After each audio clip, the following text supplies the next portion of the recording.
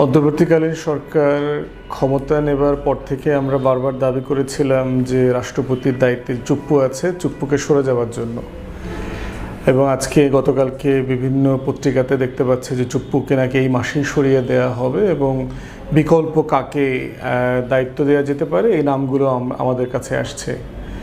এখন আমরা যখন দাবি করেছিলাম চুপ্পুকে সরে যেতে হবে, এটার কারণ আসলে কী ছিল?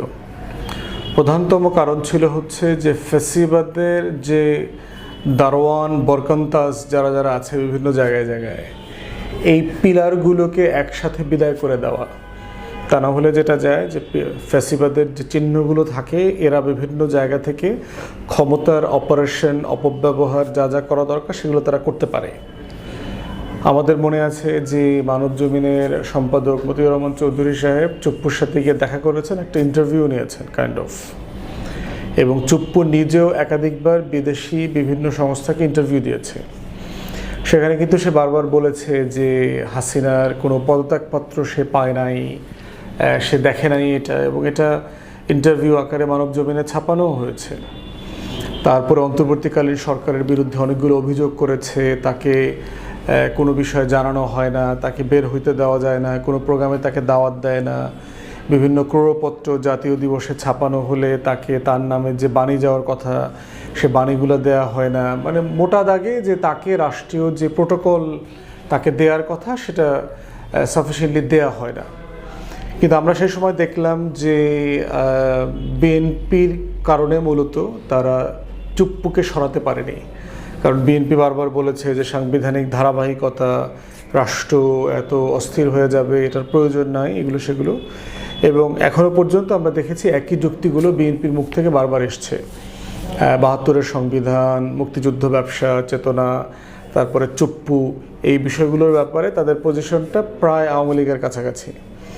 তো যেটা নিয়ে আমরা বারবার কথা বলেছি।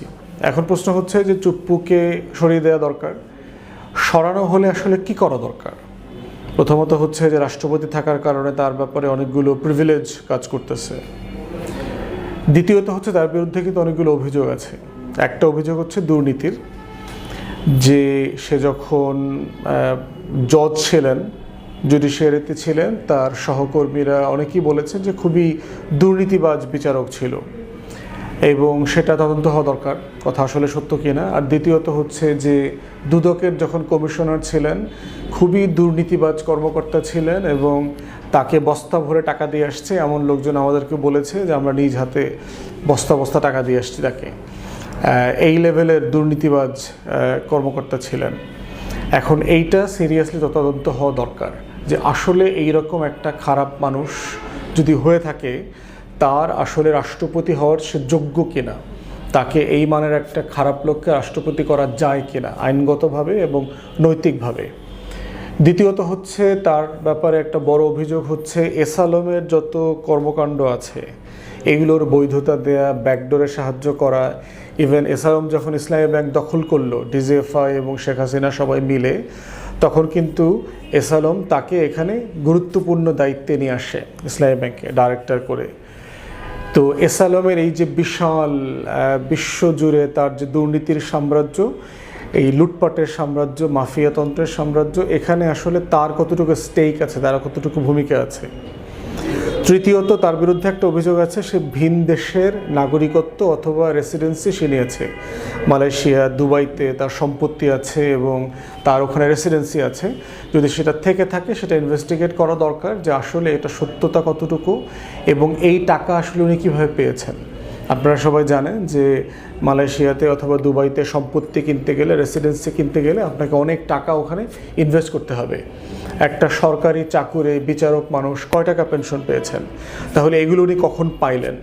এবং এগুলো পাওয়ার কারণে রাষ্ট্রপতি হওয়ার যোগ্যতা এবং শপথের সাথে শপথ লঙ্ঘিত হয়েছে কিনা, সংবিধান লঙ্ঘিত হয়েছে কিনা, এই প্রত্যেকটা বিষয় পুঙ্খানুপুঙ্খ তদন্ত করে তাকে বিচারের মুখোমুখি করতে হবে।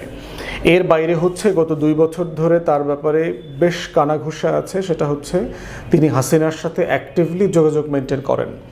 বিভিন্ন সময় তার ব্যাপারে কথা আসছে, যদিও প্রচুর তাকে প্রচুর সার্ভেলেন্স করা হচ্ছে, এই সার্ভেলেন্সের মধ্যেও তিনি এই দুষ্টামিগুলো করে যাচ্ছেন। তো এইটা করে থাকলে আসলে এটার একটা সার্ভেলেন্স মনিটরিং সিস্টেমকে ইনভেটিং করে দেখা দরকার আসলে কথাটা সত্য কিনা। মোটা দাগে আমরা আহ্বান করব সরকারকে, তাকে কোনোভাবে দেশের বাইরে পালাতে যেতে দেয়া যাবে না। তাকে বাংলাদেশে থাকতে হবে যদি সে রাষ্ট্রপতির পদে না থাকে, এবং তাকে বিভিন্ন এজেন্সির মাধ্যমে ন্যায্য তদন্ত সাপেক্ষে বিচারের মুখোমুখি করতে হবে। এইটা আমাদের পক্ষ থেকে, গণ অভ্যুত্থানের যারা স্টেক হোল্ডার তাদের পক্ষ থেকে, শত শত শহীদ পরিবার তাদের পক্ষ থেকে আমাদের সরকারের কাছে দাবি। আর ফাইনালি হচ্ছে যাকে রাষ্ট্রপতি করবেন, আমাদের আহ্বান হচ্ছে আপনাদের ব্রুট মেজরিটি আছে, তারপরও বিরোধী দলের সাথে পরামর্শ করে নেন। কারণ গণ অভ্যুত্থানের পক্ষের শক্তিগুলোর ভিতরে একটা সমন্বয়ের সম্পর্ক থাকা উচিত বলে আমরা মনে করি, এবং রাষ্ট্রপতি দেশের অভিভাবক হিসাবে যে দায়িত্ব পালন করার কথা, এই পরামর্শ করে কাজটা করলে যেটা হবে, আগামী বছরগুলোতে সবাই মিলে একসাথে সেই কাজ করতে পারবেন বলে আমাদের বিশ্বাস। ধন্যবাদ।